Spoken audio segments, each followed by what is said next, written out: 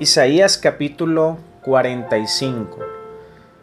En este capítulo, Isaías nos habla acerca de la profecía del rey Ciro. De los versos 1 al 7, encontramos que en el tiempo de Isaías, los dos grandes imperios militares eran Asiria y Egipto. Babilonia en ese tiempo era provincia de Asiria. Muchos años después, Babilonia iba a llegar a ser una potencia mundial, lo cual ocurrió en el año 605 a.C. Los caldeos o babilonios llegarían a tomar Jerusalén y se llevaron cautivos a los judíos, y en el año 539 a.C. Babilonia caería bajo el poder del ejército medo-persa dirigido por Ciro el Grande.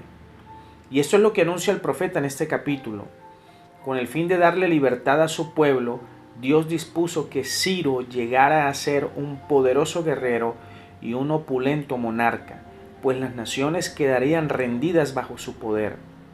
Ciro es llamado aquí el ungido, en hebreo el Mesías, porque estaba destinado por Dios para que libertara a Israel de la cautividad. Ciro aquí es tipo del verdadero Mesías, nuestro Señor Jesucristo, quien libertaría a su pueblo del yugo del pecado y de la esclavitud de Satanás. Se anuncia aquí que el rey persa extendería sus conquistas, que reyes poderosos caerían bajo su dominio. Se abrirían las puertas de todos esos reinos para que Ciro tomara el control de sus ciudades. Dice: echaré abajo las puertas de bronce y cortaré las barras de hierro. Se refiere a las 100 puertas de bronce con postes de metal que tenía la ciudad de Babilonia, la cual el rey persa tomaría en una noche. Esta historia se encuentra en Daniel capítulo 5. Dice también: te daré tesoros escondidos. Cuentan los historiadores que Ciro obtuvo de sus conquistas más de 15 toneladas de oro y más de 16 toneladas de plata. Muchos de estos tesoros los halló bajo tierra porque los habitantes de las ciudades que tomaba enterraban sus riquezas para no ser despojados de ellas.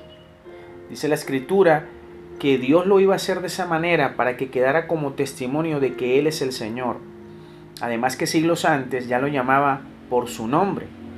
Le decía que lo había llamado para esa tarea no por sus capacidades ni sabiduría. Por eso lo ha anunciado mucho antes que naciera. Lo ha llamado por causa de su pueblo amado, por causa de sus escogidos. Y sella su palabra diciendo: yo soy el Señor y no hay otro, con el fin de que se sepa en todas las naciones y en todos los tiempos que el Dios de Israel es el único Dios y no hay otro, que Él es soberano y creador de todo y tiene el control de los buenos y los malos tiempos. En los versos 8 al 13, aquí el Señor se dirige a los que por alguna razón criticarían su anuncio, los que de su pueblo pudieran decir: ¿y por qué Dios permitirá nuestra cautividad? ¿Por qué Dios va a usar un extranjero para liberarnos? ¿O por qué el Señor le va a entregar todos esos reinos, riqueza y poder a un rey pagano? El Señor les responde: de los cielos caerá como lluvia y de la tierra brotará como las plantas la justicia y la salvación, porque yo las he creado, dice el Señor. Como diciendo, de mí depende cómo establecer la justicia y cómo traer la salvación. Cristo, siendo Dios, se hizo hombre. Él padeció las debilidades humanas básicas. Se cansaba, le daba hambre y sed, se sujetó al tiempo, a las distancias, tuvo una familia, amigos, un trabajo como carpintero, fue una persona común y corriente. Y a Dios le plació traer la justicia y la salvación en la persona de su Hijo, y que siendo Jesucristo dueño del universo, se entregara como cordero que va al matadero. Alguien pudiera decir: si yo fuese Dios, no lo hubiera hecho así. Pero al Señor le plació traer su salvación y justicia en apariencia de debilidad, porque lo más débil de Dios es más fuerte que los hombres. Le dice también a quienes discuten con su Creador que solo recibirán aflicción, que el barro no puede discutir con el alfarero, no puede decirle: ¿por qué razón me has hecho de esta manera o de esta otra? Ni los hijos pueden discutir con sus padres preguntando por qué son como son. El Señor les dice: yo soy el Creador y formé a todos los seres vivientes.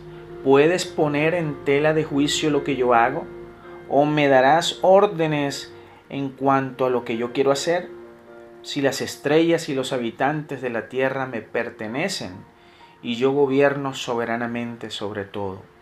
Y confirma en el verso 13 que él va a levantar a Ciro para que reconstruya Jerusalén, liberte a los cautivos judíos en Babilonia sin pedir recompensa. Aunque este versículo fácilmente pudiéramos aplicarlo a la obra de nuestro Señor Jesucristo.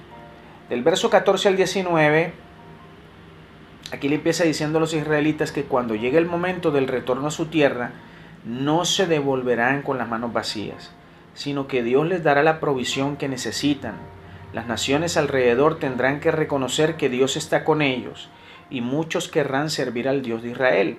El profeta ora diciendo, ora de la siguiente manera: verdaderamente tú eres Dios que te encubres y que salvas.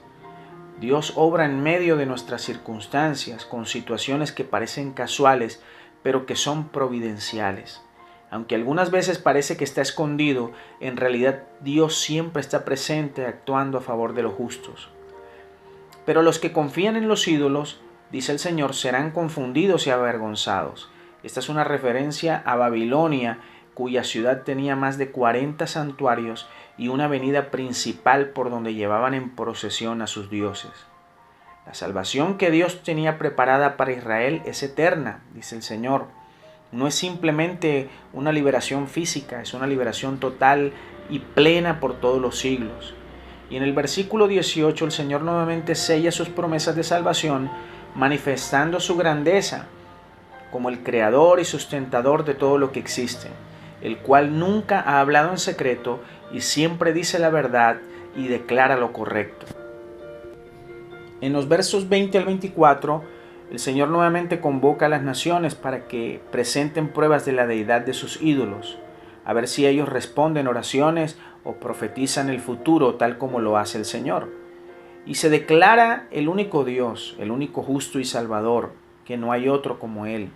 Les dice a todas las naciones que se vuelvan a Él porque nadie más puede salvar, y que ha jurado por Él mismo, ha hecho un juramento irrevocable, que toda rodilla se doblará ante su presencia y que toda lengua confesará su nombre. Y dirán: el Señor es la fuente de toda justicia y fortaleza. Doblemos pues nosotros nuestras rodillas y nuestros corazones con fe y arrepentimiento delante del Señor, y que nuestra lengua confiese el señorío de ese nombre que es sobre todo nombre, Jesucristo, para gloria de Dios Padre. Dios les bendiga, Dios les guarde.